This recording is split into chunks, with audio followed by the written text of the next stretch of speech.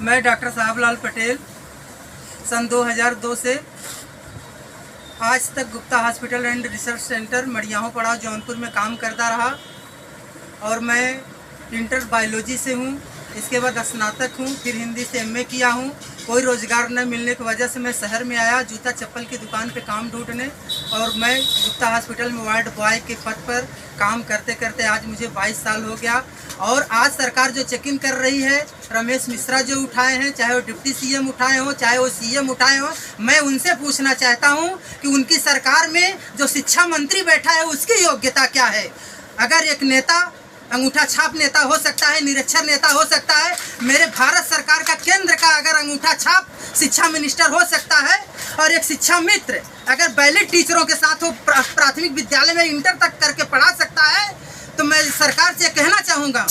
कि जो आज प्रैक्टिस कर रहे हैं, चाहे वो डी फार्मा हो, चाहे वो बी फार्मा हो, एनएम हो या जीएनएम हो, या उनके पास कोई डिग्री ना हो, अगर कोई इस भारत जैसे गरीब राष्ट्र में अगर कोई व्यक्ति, कोई पर्सन, कोई लड़का इंटर तक बायोलॉजी पढ़ के या 8 साइंस पढ़ के 10 साल मेहनत किया हो, 15 साल मेहनत किया हो, वार्ड बॉय के पद पे काम किया हो, प्लास्टर लगाया हो, इंजेक्शन लगाया हो वार्ड में, तो 20 साल के बाद या 15 साल के बाद मेरी तरह जाएगा कहाँ। सवाल कोरोना का है। मैं पूछता हूँ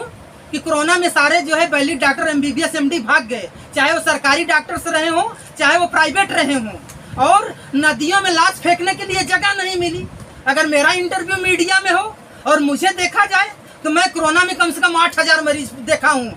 अच्छा, मरने वालों की संख्या पूछा जाए तो 100-150 मरीज मरे होंगे। मैं जानना चाहता हूँ, चाहे हेरिटेज के आईटीआई में, चाहे वो हेरिटेज के जो है आईसीयू में बैठा हो, चाहे वो बीएचयू के आईसीयू में बैठा हो, चाहे वो डॉक्टर एसजीपीजीआई का हो, चाहे दिल्ली एम्स का हो, कोरोना में क्या हुआ, जितना सारा मरीज देखा है सबको बचा लिया है? ऐसा नहीं है। अगर वह इंजेक्शन डोपामीन लगाया, मेफेंटीन लगाया, एट्रोपिन लगाया, डाक्सोलिन लगाया, मेथाइल प्रेडनिसोलोन इंजेक्शन लगाया, मेथाइल प्रेडनिसोलोन टैबलेट चलाया 8 mg 16 mg, डॉक्सीपाल 1 LDR,